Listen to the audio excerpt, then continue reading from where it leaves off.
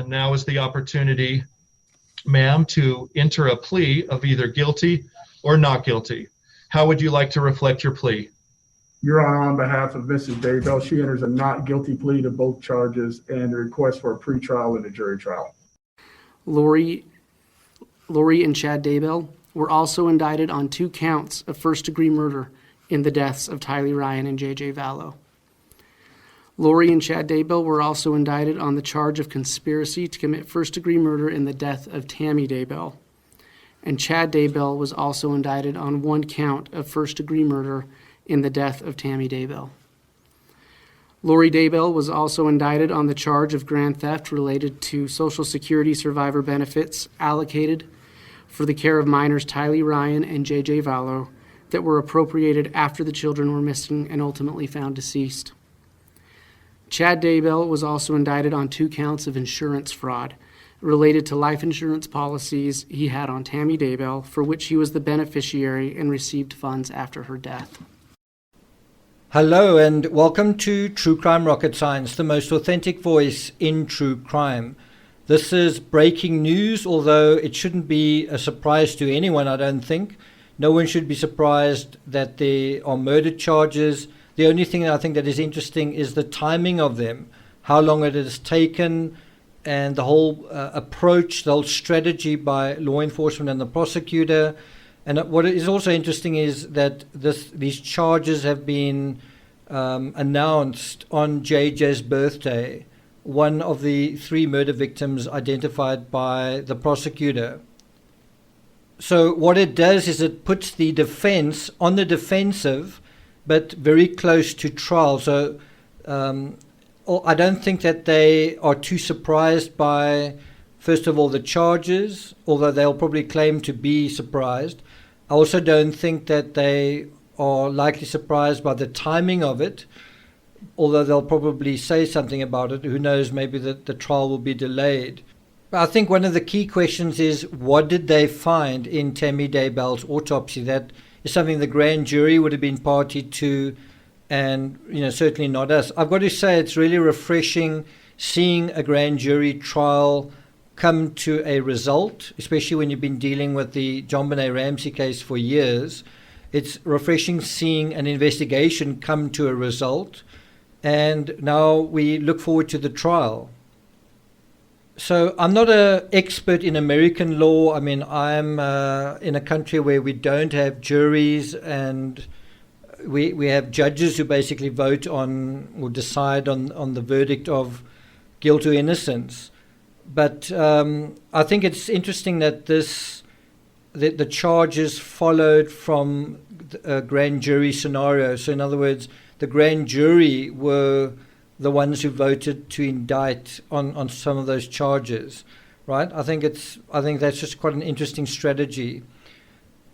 And it's also, I don't think it's surprising, but it's interesting that they are first-degree murder charges throughout. It's for both Chorin as well as Tammy Daybell. Also, that Lori Vallow has been charged with conspiracy to commit murder in Tammy Daybell's death as well. So, just to be explicit, you have Lori and Chad indicted on conspiracy to commit first-degree murder for Tylee Ryan and also for J.J. Vallow, right? Conspiracy to commit murder is also Chad Daybell.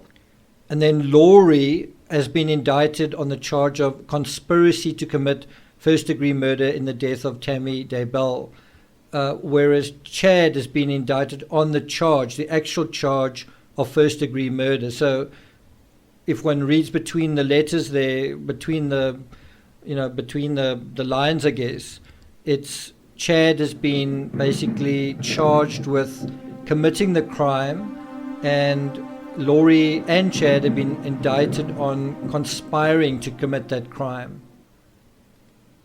You also heard that in both Chad and Lori's case, there was some scenario of them benefiting materially, financially, from proceeds or monies that should have gone to, certainly in terms of the children, should have gone to the maintenance of the children, instead went to Lori. And in Chad's case, money based on the death of his spouse, well, he improperly benefited from it according to these charges. What I think is very interesting is that I think if you're a criminal wanting to commit a crime, or you're a criminal having committed a crime, or you're just part of the true crime community, I think what this shows is the modern approach to difficult cases, which is that you proceed slowly and that you kind of come in for the kill just before the 1 year mark, like within days of a year. You bring charges and you basically bring things to a head, right? So just as in the Morphew case, the charges have only been released almost a year after the event itself, right? When I say that, it's basically the discovery of the human remains on Chad Daybell's property last year. Another question is, why is there no charge for Charles Vallow? Probably because it would be a stretch to pin a crime so obviously committed by Alex as involving Lori. There has been, and I say this with a little bit of trepidation, but I heard a recording of someone whose name starts with the M caught on tape saying something about that whole thing. Some of you may have heard it. So you do have a similar investigation approach in Idaho as you have in Colorado in terms of both. These are both missing person cases, although in the Lori Vallow case it has quite a few additional layers to it than that, but also quite a complicated case, the Lori Vallow case, one that law enforcement took a while to sort of catch up on. You know, in the beginning it's as though Lori and Chad kind of got the jump on them. They kind of left town, and it took a while for law enforcement not only to catch up, but just to figure out where to actually put the edge of the crime scene tape, because of the scale and scope of this whole scenario. I mean, there are 2 additional people who've died. I think Joseph Ryan and also Charles Vallow, that also seem to be a little bit uncertain. And then there's also Alex Cox, Lori's brother. Lori is the sister of Alex Cox. He also died. It's just, in that sense, quite a complicated and shadowy case. It's just not straightforward at all. And obviously in the Lori Vallow case, what makes it difficult is understanding the crazy cult system that they set up. How did it work? There's obviously some sense in the craziness. You know, there's some system in the whole circus of it, and that is also going to take some time to figure out. It's probably also taken a while for witnesses to be prepared to come forward and to deal with initially their feelings perhaps of denial. I also want to contrast this case, this announcement you've just gotten now, with the Chris Watts case. And what is just so noteworthy, the Chris Watts case was also just a case where, you know, people have disappeared. I don't know where they are, right? And that case was resolved in super quick time. And it just feels sometimes as if there was a rush to sort that case out in super quick time, that there were dynamics and driving forces, possibly political even, driving that case. Let's sort it out very quickly. And I think the authorities lucked out in the sense that Chris Watts ended up just doing what they asked him to do, doing what they sort of suggested. When they sort of said, you know what, you should probably take a plea deal, he took it. When they said, you know what, you should probably take a polygraph, he took it. When he sat down and spoke to them, he didn't speak very well, and I know a lot of people disagree with this, but his mistress actually provided a huge amount of information on him that was actually helpful to them. And then, of course, contrasting this again with the John Benet Ramsey case, where you have a grand jury investigation taking place something like close to 2 years later. And then instead of an announcement at the end saying, okay, we've got the charges, because they did vote to charge, this sort of fizzling out of the whole thing. What we've heard today is how things are supposed to go. And I think it's understandable that it took quite long to sort of prosecute and for law enforcement to complete the investigation in this particular case. In the John Benet Ramsey case, it actually didn't really make any sense why it needed to take so long.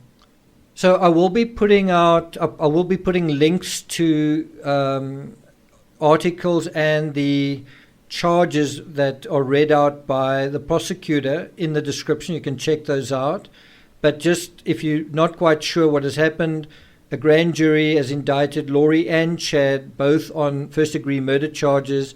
That happened earlier today, and that's in the deaths of her children. And then Chad Daybell also with first degree in connection with his wife Tammy. But then Lori and Chad were charged with conspiracy to commit murder in all three victims. And so these indictments were handed down on what would have been JJ's 9th birthday.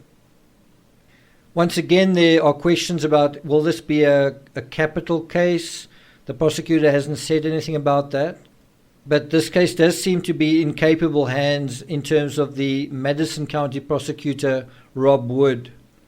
Just a final point to make is that it is interesting that initially Tammy Daybell's death in 2019 was initially dismissed. It was just taken on, faith that what Chad said, that she just developed, I think, breathing problems and had started coughing, and they just took it on faith that was the case. And one wonders how many incidents like that where there are enough people saying the same thing and then the police just shrug and take it on face value. Because in that case, Tammy was actually buried and her body had to be exhumed in order to establish what had happened then.